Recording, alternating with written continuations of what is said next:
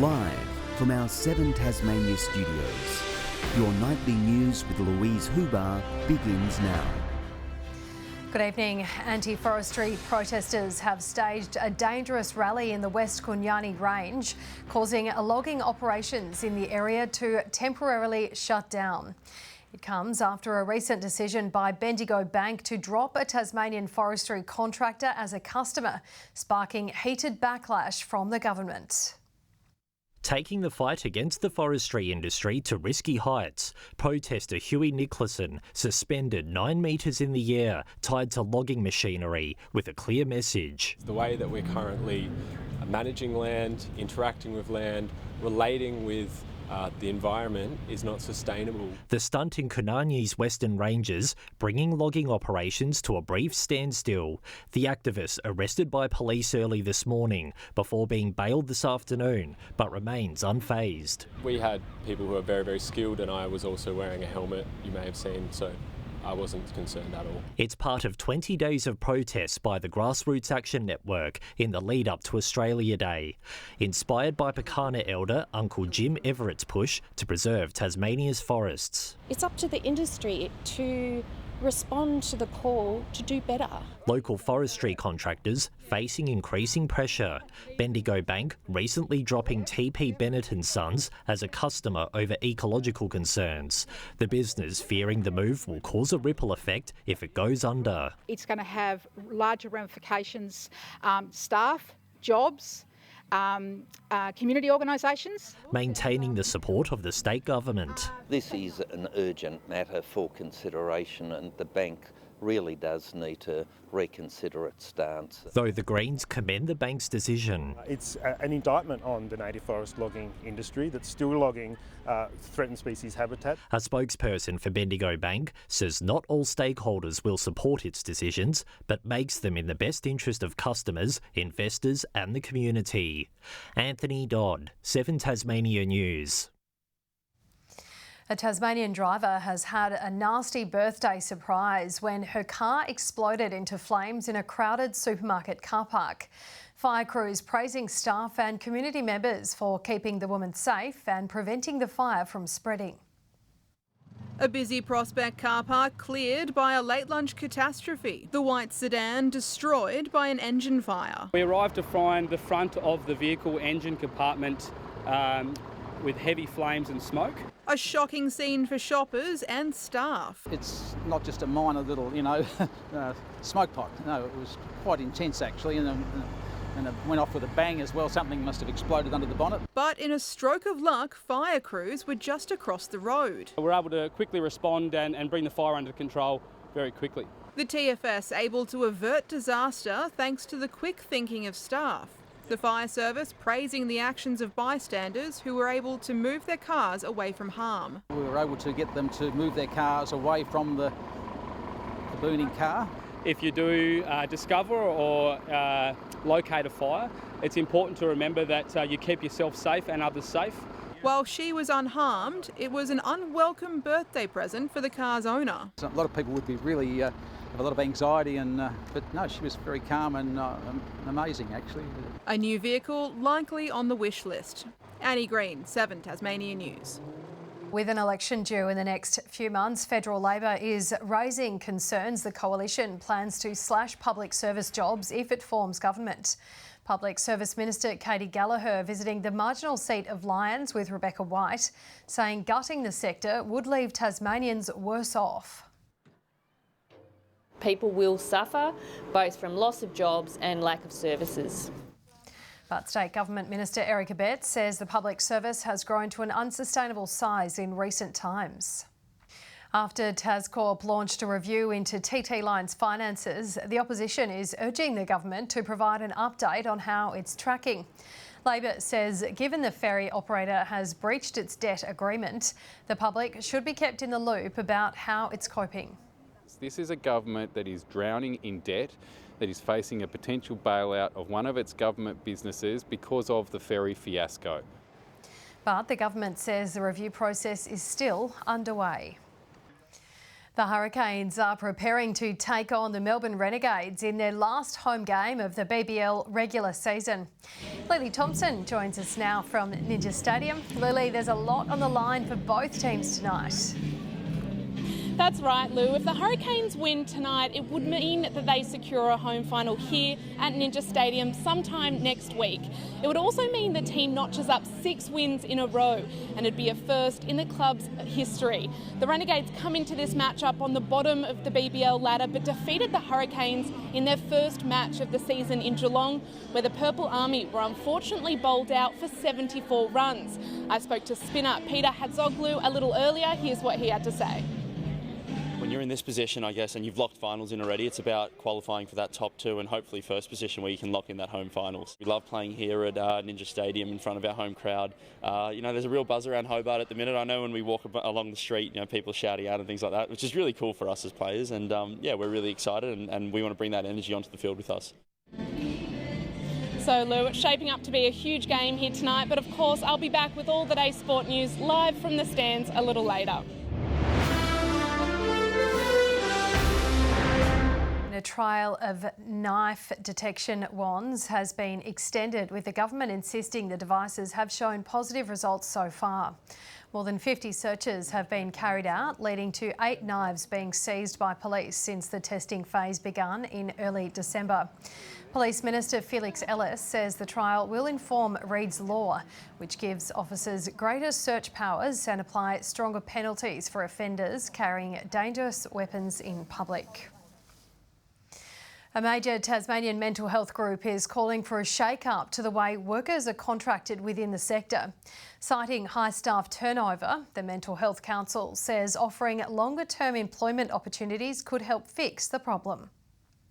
The Mental Health Council getting their budget wish list in early, calling for clarity when it comes to funding. We liken it to other industries. We wouldn't expect any other organisations or industries to go right up until the last minute and the last month or so of them actually having funding to then know whether they can actually continue to provide that support. The group asking the state government to ditch short-term contracts for mental health workers like psychologists, transitioning to a system that signs them to 5 years instead of 1 to eliminate uncertainty and ensure continuity of care among patients. It makes it very difficult for organisations to be able to do forward planning, to be able to ensure that the staff and the workforce that they've trained to be able to provide that service are going to stay with them. 5-year contracts have already been implemented within other community service sectors. But the government says it's committed to extending funding and is working to establish the eligibility criteria for longer-term agreements. Doing more and more, putting more and more resources into that area. But there are concerns the mental health of more Tasmanians alongside our state's hospital system will suffer if additional support and funding agreements aren't committed to soon, proving a direct link between quality care and better patient outcomes. Their recovery and their ongoing wellbeing is able to be maintained and supported, and we in fact see their demand on our hospital system decrease. The state budget will be revealed in May. Ruby Cairns, 7 Tasmania News. Our favourite global traveller Murph is back out on the road, taking in what you can see locally as part of Tourism Tasmania's Longer Days offering.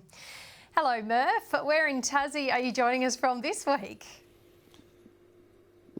Yeah, well, thanks for asking, Louise. I found myself tonight at the heritage-listed Paragon Theatre here in lovely Queenstown, built in 1933. It's a beautiful Art Deco building, around about 52 years after gold was first discovered here by Cornelius Lynch. I actually wore my special theatre-going coat tonight, but unfortunately people are asking me if I'm selling the tickets to the shows. But the chief ticket seller and also the chief popcorn makers are with me right now. Anthony and Joy, the current owners of the Paragon. Thanks for joining us. Thank you very much. Pleasure. Now tell me what happened back in 1933. I know you weren't here, but this place used to get full every night. Oof, yeah. It was the main centre of entertainment really here from that point on. And there was 1,150 people. Now we're looking at all the posters. Some magnificent old iconic films have been played here, and also there was a worldwide premiere as well, Joy. There certainly was. Van Diemen's Land. It was when Alex Stevenson owned the building. Had the red carpet out and everything, the directors, the actors, the whole shebang. Now, there's lots happening here from a day-to-day basis. It's not just an empty building, Joy. You've got lots of events. Yeah, we've got concerts coming up, such as we've got Dragon here in April, of course, and we've got Elvis coming back. All right, not just any Elvis. He was the best Elvis that ever performed in Las Vegas. Now, Louise, as I go back to you, I can't tell everybody this, but I actually slipped over and went through the floor. But apparently it's just a stage I'm going through. Back to you. Please, I thought we had a break from you for a minute. Thanks, Murph. Tasmanian farmers will soon have more chances to go digital as the federal government pours millions into its OnFarm Connectivity program. The funding increase designed to allow those on the land to utilise technology to boost their overall productivity. Real-time data at his fingertips. Farmer James Terry checking in on paddocks from the convenience of his mobile phone. It enables me to connect and understand exactly what the weather conditions are at that given moment in time and make decisions. Can you spray? Can you not spray? Can you spread? The Wesley Vale farmer tapping into technology to help run the day-to-day, using digital infrastructure to boost his overall productivity. The world's changing for agriculture and we have to really have a lot more resources. We have to be able to collect a lot more data. We have to be smarter. He's already reaping the benefits of the OnFarm Connectivity program and hopes to go even further, with the federal government splashing another $20 million, opening up the scheme for a third round. To keep up with that technology that makes them more productive, is more efficient and produces better yields. The program offers up to a 50% rebate. It assists primary producers to subsidise their needs in equipment, in smart technology. The funding is on track to roll out later this year as technology hubs push for more primary producers to embrace the scheme. About other farmers who have taken the opportunity to get the connectivity on their properties and they're working smarter, not harder. Victoria Riso, 7 Tasmania News. Bellreeve ferrygoers received a rather theatrical welcome into Brook Street Pier today, greeted by the voices of cast members from the Old Nick Company. The group getting into the spirit of their upcoming production Anything Goes, which is set on a cruise ship sailing between New York and England. Take a run down Vienna, Granada, Granada. The real onstage show starts at the end of this month.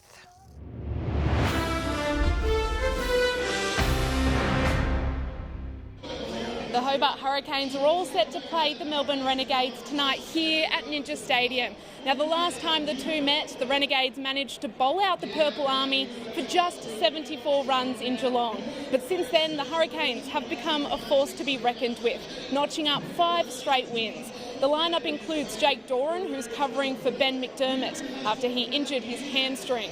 The squad will be vying for a 6th win in a row, a first in the franchise's history. Now heading to the WNCL now, where some early Tigers wickets did little to rock Queensland star Grace Harris, who hit a whopping 21 boundaries on her way to 140 runs off 78 balls. The big knock leaving Tasmania with a 294-run win in reply. Things looked shaky for the Tigers early on, with skipper Elise Villani the first to be sent packing. Getting underneath it and taking it. Oh, that's an early wicket that Tasmania could ill afford. Not even a century from Nicola Carey was enough to get the Tigers over the line, falling short by 14 runs. The Jack Jumpers are hoping to repeat Christmas Day history as they prepare to head across the ditch to take on the New Zealand Breakers on Thursday night. But they admit they're anticipating a big challenge. It's a very tough road trip. New Zealand's found some form these last couple weeks. They haven't won everything, but they're definitely playing a great style of basketball. Push the ball. I'm pretty sure PJC's coming back. He'll be back for this game. So whole different animal with him, and they're just so dynamic and scoring a bunch of ways. And yes, it's a big test. It follows an emotional weekend of ups and downs for the Ants, beating Adelaide by just a point, then a record home court loss against the Wildcats on Sunday. Well, the crowd is gearing up for a huge game here, Lou. The play is set to kick off at about 7:30. I hope it's a great game. Thanks for that, Lily. Stay with us. Peter Murphy will join us again after the break with the weather forecast live from Queenstown.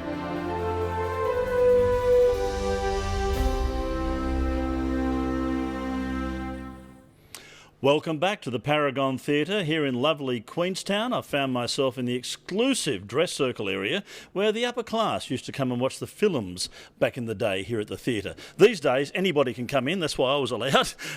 This is just one of the many places you can come and see while we've got the longer days of summer ahead. What a great little place to visit, and also the gateway to the west coast. It was summer for most of Tasmania today, but some parts of Tasmania wasn't that summery. Let's see what the weather was like today around the state. And Hobart, a cooler day today, plenty of cloud cover, a top of 19 degrees. Launceston and Ouse, fine and sunny, a top of 27. Devonport 22 and Burnie 24 this afternoon. Flinders Island reached 26, King Island 25, Strawn and Ice 23, a great day in Queenstown too. Low Head 22, St Helens 21 and Lyawini a high of 20. We had clear skies over the west, as most of the cloud over the state was found over the east and south. A thick band of cloud moves over the Bight with a cold front there. Convective cloud is over New South Wales and the north of the country. Tomorrow, the cold front will cross the state. That'll be followed by a ridge of high pressure. Looking at the winds, they'll be east-northeasterly tomorrow, tending west-southwesterly at 20 to 30 knots by late afternoon. And we do have a strong wind warning. That's from Wineglass Bay all around the coastline to Flinders Island. And a minor flood warning for the South Esk River.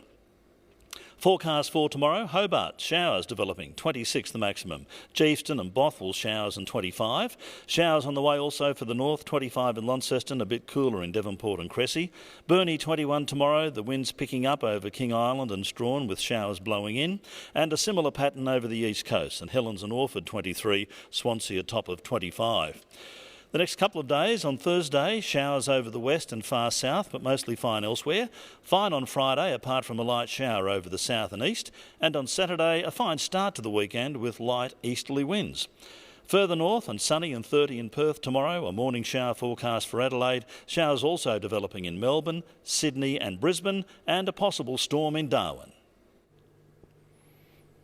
And current conditions here in Queenstown, it is currently fine, sunny and 23 degrees. Here in the Paragon Theatre, a little bit warmer and of course very congenial. You'll love coming here and having a look at the films they have to see.